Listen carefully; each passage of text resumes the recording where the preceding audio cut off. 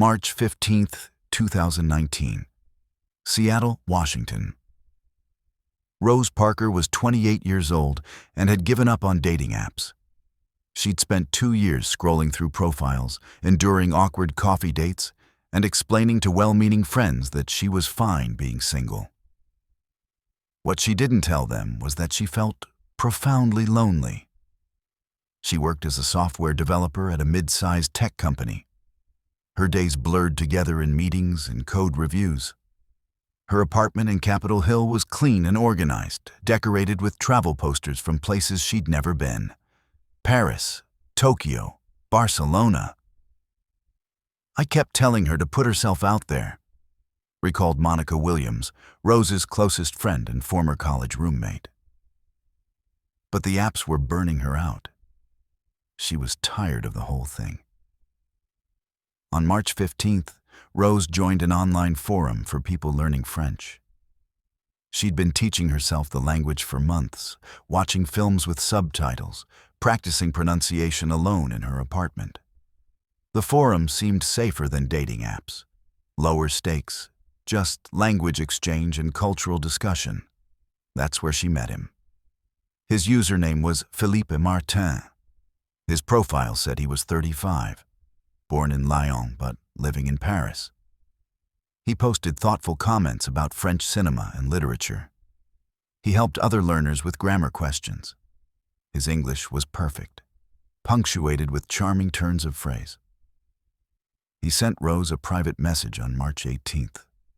He'd noticed her question about the subjunctive mood. He offered to help.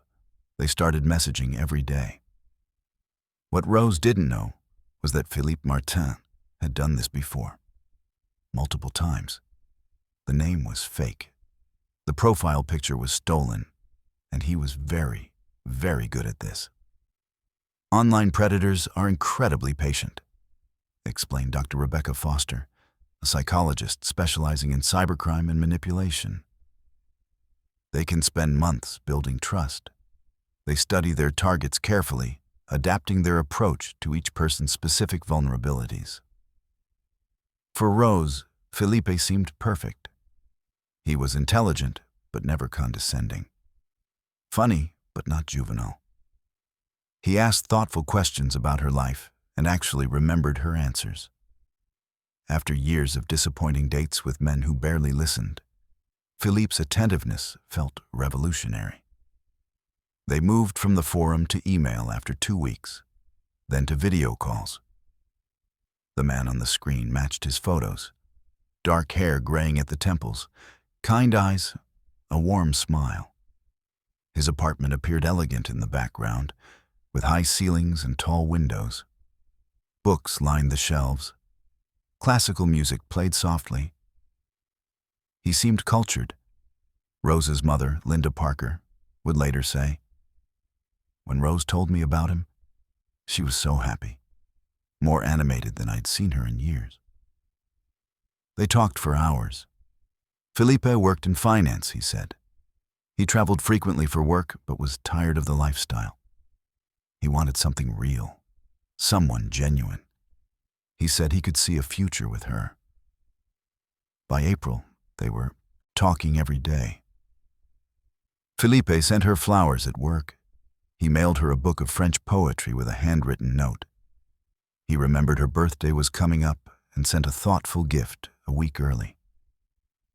It felt like being seen, Rose told Monica. Like he really got me. Philippe suggested she visit Paris. He would show her the city. They could finally spend time together in person. He'd book her a hotel near his apartment, completely separate, no pressure. Just a chance to see if their connection was real. Rose hesitated. It seemed impulsive, expensive, potentially foolish. But I was 38 years old, she would later tell investigators. I felt like I was running out of time, and he seemed so genuine, so kind. Monica tried to talk her out of it. I said it was too fast, that she barely knew him. But Rose was glowing. She'd already made up her mind. Rose booked a flight for June 10th. 2 weeks in Paris. She could afford it if she was careful. She told her boss she was taking vacation time. She told her mother she was visiting a friend who'd moved to France years ago. A small lie that felt necessary. Philippe sent detailed messages about everything they'd do together. The museums they'd visit. The restaurants where they'd eat. The walks along the Seine at sunset. He seemed as excited as she was. What he didn't mention were the other women. The ones who'd come before. The ones whose families were still looking for them. The Paris police had a file. 3 missing persons cases over the past 5 years. All women, all foreigners. All had traveled to Paris to meet someone they'd connected with online. The connections weren't obvious at first. Different websites, different timelines, different names used by the man they'd come to meet. But Detective Laurent Moreau had noticed patterns. The women were all in their late 20s or early 30s, all professionals. All had been somewhat socially isolated. All had disappeared completely within days of arriving in Paris.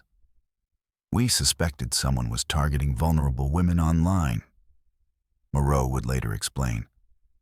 But we had no bodies, no crime scenes, no concrete evidence, just women who'd vanished. Rose Parker didn't know any of this as she boarded her flight on June 10th. She carried a new suitcase and wore the dress Philippe had said he'd love to see her in. She'd practiced her French phrases. She'd mapped the route from the airport to her hotel. She texted Monica from the gate. "Taking off soon. Wish me luck." Monica replied immediately. "Be safe. Check in every day. I mean it." Rose promised she would. She always kept her promises to Monica. The flight took off on time. Rose watched Seattle disappear below the clouds. She felt nervous and excited and terrified and hopeful all at once. Her phone buzzed with a final message from Philippe. "Can't wait to see you. You're going to love Paris." She didn't know she would never see Seattle again. The flight landed at Charles de Gaulle Airport at 7:15 a.m. local time on June 11th. Rose hadn't slept on the plane. Adrenaline and coffee kept her alert as she navigated through customs and baggage claim. Philippe had offered to pick her up, but Rose had insisted on taking a taxi to her hotel. She wanted a chance to shower and change before meeting him, to compose herself. She was already anxious enough. The taxi drove through the gray morning light into Paris proper. Rose pressed her face to the window, taking in everything. The architecture, the cafe's opening for breakfast, the impossible elegance of the street corners. Her hotel was in the Marais district, a boutique place Philippe had recommended. "Walking distance from my apartment," he'd told her, "but you'll have complete privacy." The room was small but charming. Exposed wooden beams, a window overlooking a quiet street. Rose dropped her suitcase and immediately texted Philippe. "I'm here. Just got to the hotel." His response came within seconds. "Welcome to Paris. Rest for a bit. I'll come by at noon and we can have lunch." Rose agreed. She showered, changed, repacked her small purse 3 times. She checked her makeup in the mirror and tried to calm her breathing. At 11:55 a.m., she went down to the hotel lobby to wait. Philippe arrived exactly at noon. He looked just like his photos, wearing dark jeans and a button-down shirt. He smiled when he saw her and pulled her into a gentle hug. "You're even more beautiful in person," he said. His accent was exactly as she'd imagined it. They had lunch at a small bistro nearby. Philippe ordered wine and spoke knowledgeably about the menu. He asked about her flight, her impressions of Paris so far, whether she was tired or excited. Everything felt natural, easy. Rose began to relax. "I was so nervous," she later told investigators. "But he put me at ease immediately. He seemed kind, normal. Everything he'd been online." After lunch, they walked through the Marais. Philippe pointed out historical buildings and told stories about the neighborhood. He held her hand as they crossed streets. He bought her a rose from a street vendor. "This is perfect," Rose told him, and she meant it. What she didn't notice was how Philippe steered her away from crowded areas, how he guided her down quieter streets, how he was already establishing control, subtle and patient. They spent 4 hours together that first day. Philippe suggested dinner the next evening. Something nicer, he said. A place he'd been wanting to take her. Rose agreed to everything. Back at her hotel that night, she called Monica. "He's wonderful. I was worried for nothing. Paris is amazing. I think this is really going to work." Monica felt relieved. "Okay, I'm happy for you, but still check in every day. Promise?" Rose promised. She spent the next day alone, visiting the Louvre and walking along the Seine. Philippe texted her throughout the day. Sweet messages. Questions about what she was seeing. He said he was stuck at work, but was thinking about her. That evening, Philippe picked her up in a car. He drove them to a restaurant in the 16th arrondissement, farther from the tourist areas. "This is one of my favorite places," he told her. "A bit off the beaten path, but worth it." The restaurant was intimate and dimly lit. Philippe ordered for both of them, his French rapid and confident. He poured wine steadily throughout the meal. Rose felt sophisticated, worldly, like she'd stepped into the life she'd always imagined. After dinner, Philippe suggested they drive to his apartment for coffee. "Just to talk more comfortably," he said. "No pressure, I promise. I can drive you back to your hotel any time." Rose hesitated for only a moment. They'd been getting along so well. And it was just coffee. "Okay," she said. What she didn't know was that 3 other women had heard similar invitations. 3 other women had gotten into Philippe's car. 3 other women had been driven to an apartment that wasn't quite where he said it was. None of them had ever left. Philippe drove through Paris as night settled over the city. Rose watched the buildings pass, trying to orient herself. They seemed to be heading away from the center. The streets grew quieter. "Is it far?" she asked. "Not far," Philippe said. His voice was still warm, but something had shifted. Something Rose couldn't quite identify. She felt her phone buzz in her purse. Probably Monica checking in. She'd respond later, once she was back at the hotel. She never got the chance. Philippe's apartment wasn't in central Paris, as Rose had assumed. They drove for nearly 30 minutes, leaving the elegant arrondissements behind. The buildings grew shabbier, the streets emptier. "I thought you lived near the Marais," Rose said. She tried to keep her voice light, casual, but unease was creeping in. "I'm between places right now," Philippe explained smoothly. "This is temporary, not as nice as where I was before." The building he parked in front of looked abandoned. Dark windows, crumbling facade, no lights in the entryway. "Philippe, I don't think—" Rose began.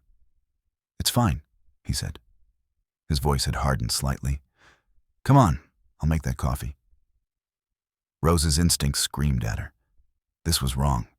Everything about this was wrong. But she'd been raised to be polite, to not make scenes. And Philippe was holding her arm now, gently but firmly, guiding her toward the door. "Actually, I'm pretty tired," she said. "Maybe you could just drive me back to the hotel?" "After coffee," Philippe said. "We're already here."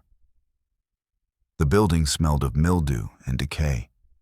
There was no elevator. Philippe led her up 3 flights of stairs, still holding her arm. His grip had tightened. Rose's heart pounded. She reached for her phone. "Leave it," Philippe said quietly.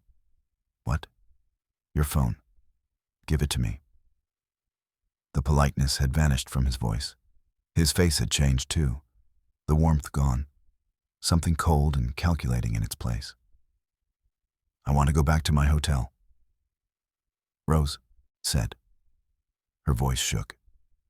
"Right now." Felipe laughed. It was a terrible sound. "Rose, you're not going back to your hotel." He opened a door on the 3rd floor and pushed her inside. The apartment was nearly empty.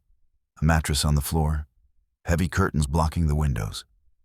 And on one wall, photographs, dozens of them, women's faces, smiling in cafes, walking through Paris, posing in front of monuments. Rose recognized some of the locations, places Philippe had talked about showing her. "These are the others," Philippe said conversationally. He locked the door behind them, multiple locks, heavy bolts. "They came to visit me too, just like you." Rose's legs gave out. She sank to the floor, her mind racing. She needed to get out. She needed to call for help. But Philippe had taken her phone, and the door was locked. And she was in a building she couldn't locate, in a city she barely knew. "They all thought they were special," Philippe continued. He sat on the mattress, watching her with detached interest. "You all said the same things, asked the same questions, believed the same lies." "Please," Rose whispered. "Please, you don't have to do this." "But I want to," Philippe said simply. "That's the thing you don't understand yet. I like this part, the before, the fear." He stood and walked to a small table against the wall. When he turned back, he was holding a knife. Rose screamed. The scream did nothing. The building was abandoned. The walls were thick. No one came. Felipe watched her with that same detached interest. "They all scream," he said. "It doesn't matter." Rose scrambled backwards until she hit the wall. Her mind spun through options. The door was locked. The window was behind heavy curtains. Philippe stood between her and any possible escape. "I have friends who know where I am," she said desperately. "They'll come looking for me." "They know you're in Paris," Philippe corrected. "They don't know about this place. No one does." He was right. Rose had told Monica she was staying in the Marais. She'd mentioned Philippe, but hadn't given specifics. She'd been so swept up in the romance of it all that she hadn't thought to protect herself. "The others fought at first too," Philippe said. He sat back down on the mattress, still holding the knife. "But eventually they understood. There's no point." "Where are they?" Rose asked.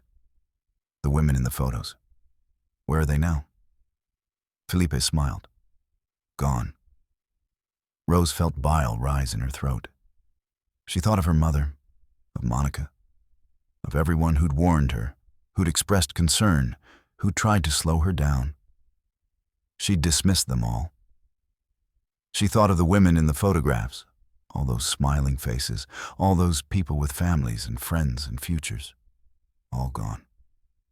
She couldn't let this happen. She wouldn't. "I need to use the bathroom," she said. Felipe laughed. "There is no bathroom. There's a bucket in the corner." "I'm going to be sick," Rose insisted. "I'm going to throw up."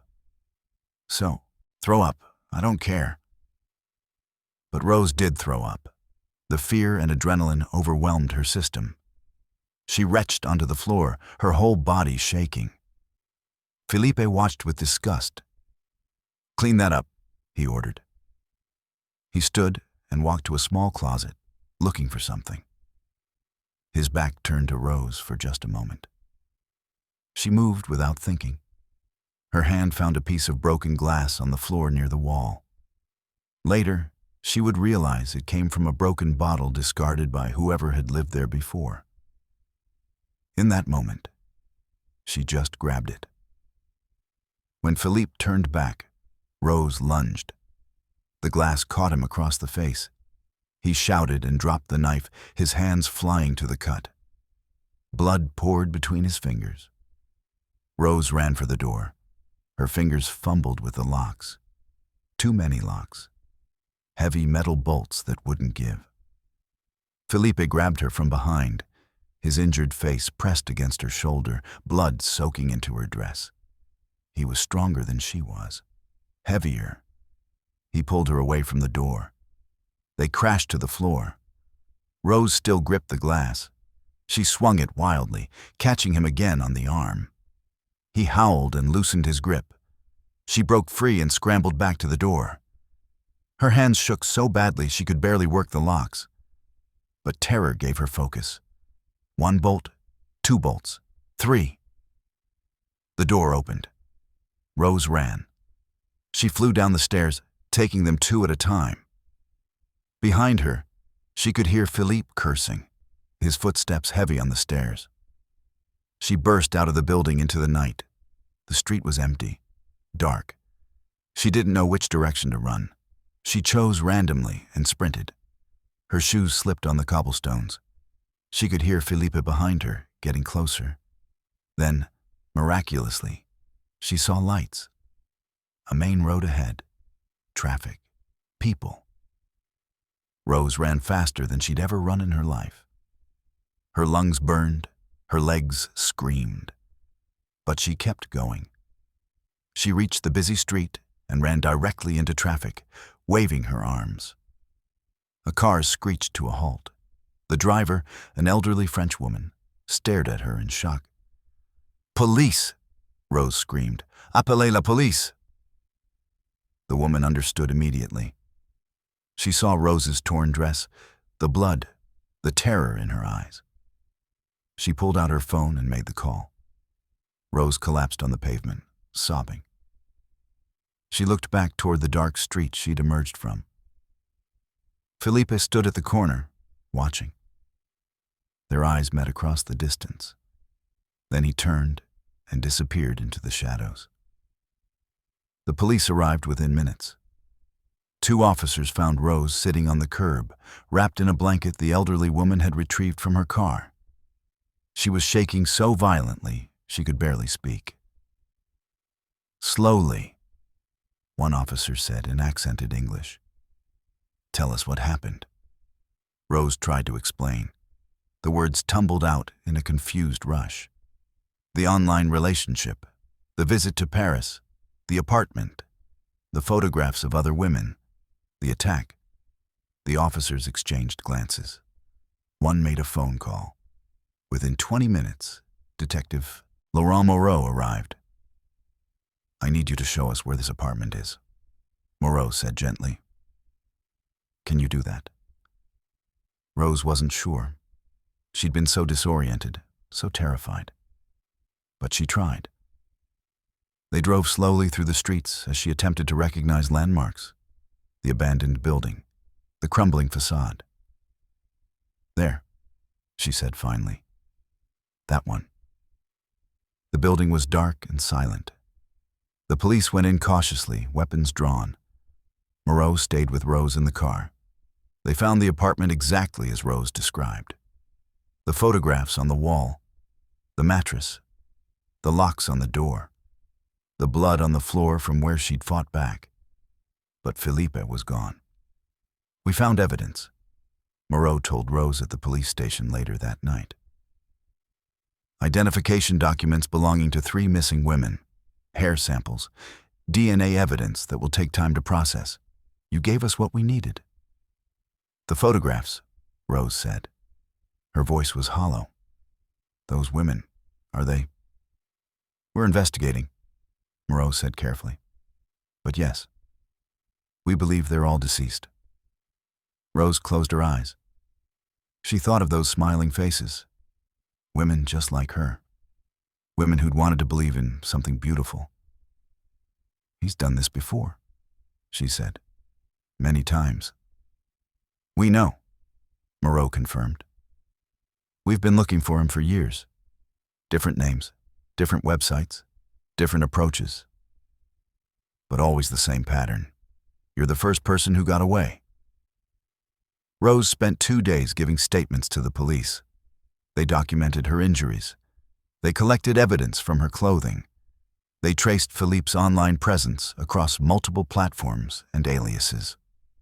The real Philippe Martin, they discovered, was actually Jean-Luc Rousseau, 43 years old, a former IT worker who'd lost his job 8 years ago and had been living off savings and petty crime ever since. He had no permanent address, no close family. He'd been a ghost, moving through digital spaces and creating elaborate personas. He was sophisticated, Moreau explained. He understood psychology. He knew how to identify vulnerable people and exactly what they wanted to hear. Monica flew to Paris as soon as she heard. She arrived at the police station and found Rose pale and hollow-eyed, wrapped in borrowed clothes. "I'm so sorry," Rose whispered when she saw her friend. "You were right, about everything." Monica just held her. "You're alive," she said. "That's all that matters." Rose stayed in Paris for another week, helping with the investigation. The police found rental records for various apartments across the city, all under different names. They found storage units containing belongings from the missing women. They found evidence of careful planning and execution. But they didn't find Jean-Luc Rousseau. "He knows we're looking now," Moreau said. "He'll disappear, change his identity again. It's what he does." "Will you catch him?" Rose asked. "Eventually," Moreau said. "Thanks to you, we have his DNA, his photographs, his patterns. And now we know he's in France. It's more than we had before." Rose finally flew home to Seattle on June 23rd. Monica came with her. She couldn't be alone yet, couldn't face her empty apartment or her memories of excitement and hope. "I feel so stupid," Rose told Dr. Foster during her first therapy session a week after returning. "I ignored every red flag. I believed everything he said." "You're not stupid," Dr. Foster replied firmly. "You were targeted by an expert predator. He spent months learning exactly what you needed to hear. That's not your fault." But Rose struggled with the guilt, the what-ifs. What if she'd listened to Monica? What if she'd video called him more, asked harder questions, demanded to see his workplace or meet his friends? What if she'd trusted her instincts when they first warned her something was wrong? "Survivors often blame themselves," explained Dr. Foster in a later interview. "But the blame belongs entirely with the predator. These people are skilled manipulators. They're patient and calculated. They study their victims carefully." Rose took a leave of absence from work. She couldn't focus on code or meetings. She spent her days in therapy and at the police station, working with the FBI to help track Rousseau's digital footprints. They found more victims. Through Rousseau's online accounts and the items in his storage units, police identified 7 women who'd traveled to Paris to meet him over an 8-year period. 7 women who'd never returned home. Their families finally had answers, though not the ones they'd hoped for. Remains were found in various locations outside Paris. Shallow graves in forests, weighted bags in rivers, all carefully hidden, methodically disposed of. "He treated them like objects," Moreau told reporters. There was no remorse, no humanity, just calculation. The case made international news. Other women came forward with stories of online relationships with men matching Rousseau's pattern. Some had escaped before traveling. Others had been manipulated for months before the relationship mysteriously ended. There could be dozens of victims we don't know about, a FBI spokesperson stated. This appears to be a prolific offender who operated for years without detection. Rose watched the coverage from her apartment, Monica sitting beside her. She saw the photographs of the confirmed victims, smiling women in their 20s and 30s, all professionals, all seeking connection. "They looked so happy," Rose said quietly. "So did you," Monica replied. "In your photos before you left, That's what he counted on. 3 months after Rose's escape, Jean-Luc Rousseau was arrested in Marseille. He'd been living under another assumed identity, working as a night security guard. Police found him after he created a new profile on a language learning website. He couldn't help himself, Moreau explained to Rose over the phone. He needed to hunt again. The trial took place in Paris in April 2020. Rose flew back to testify, though she could barely look at Rousseau in the courtroom. He sat calmly throughout the proceedings, showing no emotion as evidence was presented. Forensic analysis confirmed the deaths of 7 women. DNA evidence linked Rousseau to each victim. His computers contained thousands of messages with potential targets across multiple platforms and countries. This is one of the most extensive online predation cases we've seen, the prosecutor told the court. The defendant used technology to identify, manipulate, and murder vulnerable women with methodical precision. Rousseau was convicted on 7 counts of murder and 1 count of attempted murder. He received life imprisonment with no possibility of parole. At sentencing, the judge addressed him directly. "You exploited human loneliness and the desire for connection. You turned hope into horror. You deserve no mercy." Rousseau said nothing. He was led from the courtroom without looking back. Rose spoke to reporters outside the courthouse.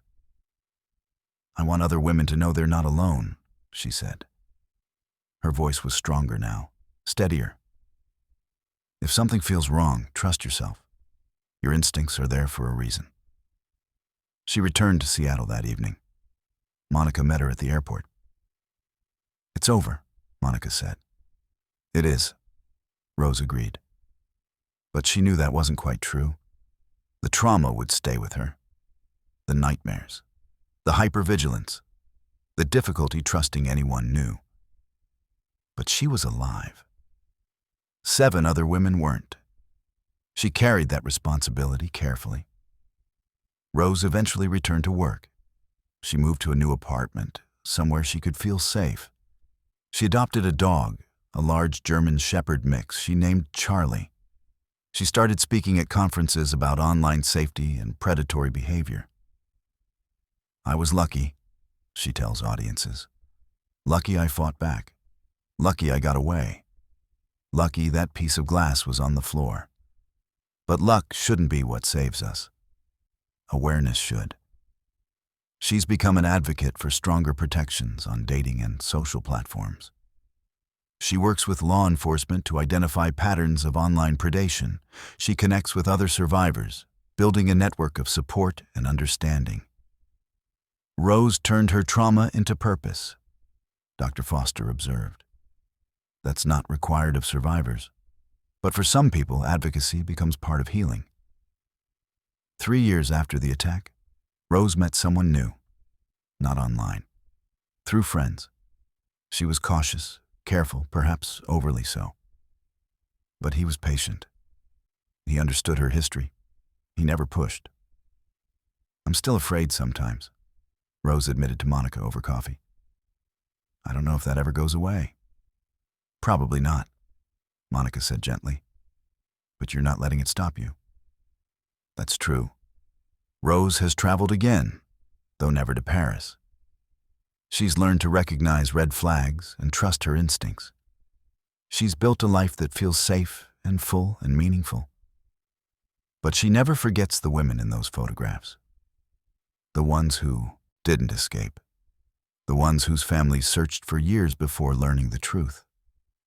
They deserved so much better, Rose says.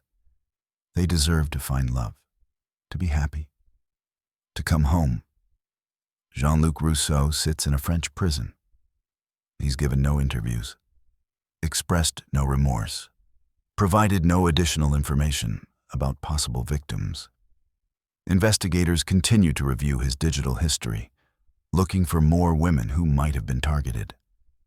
The work is ongoing. The impact of his crimes extends far beyond the confirmed victims. Online predation is increasing. warns Dr. Foster. Technology makes it easier to create false identities, to manipulate from a distance, to access vulnerable people. We need better protections, better education, better awareness. Rose agrees. She speaks at universities, at conferences, at anywhere people will listen. She shares her story, even when it's difficult, even when the nightmares return. If I can save one person from making the same mistake I did, she says, then it's worth it. Her message is simple. Trust your instincts. Verify information. Tell people where you're going. Don't let politeness override safety. Love shouldn't require you to ignore warning signs. The right person will understand your caution, Rose tells young women who message her asking for advice. The right person will respect your boundaries. The right person won't rush you or isolate you or make you choose between them and your support system. It's advice she wishes someone had given her in March 2019, when she first received that message from Philippe Martin. Before the months of grooming, before the trip to Paris, before the apartment and the photographs and the terror. But she survived, and now she uses that survival to protect others. I'm not a victim anymore, Rose says. I'm a survivor, and I'm a voice for the women who can't speak for themselves. The families of Jean-Luc Rousseau's victims have found some closure in his conviction. But the pain remains. The wondering what if. The photographs of daughters and sisters who never came home. We want people to remember them as they were, said the mother of one victim. Not just as statistics. They were real people with dreams and hopes. They deserved better. They did. They all did. And Rose Parker, sitting in her Seattle apartment with Charlie at her feet and her support system around her, knows that better than anyone. She survived. But she carries the memory of those who didn't. And she'll spend the rest of her life making sure their stories matter.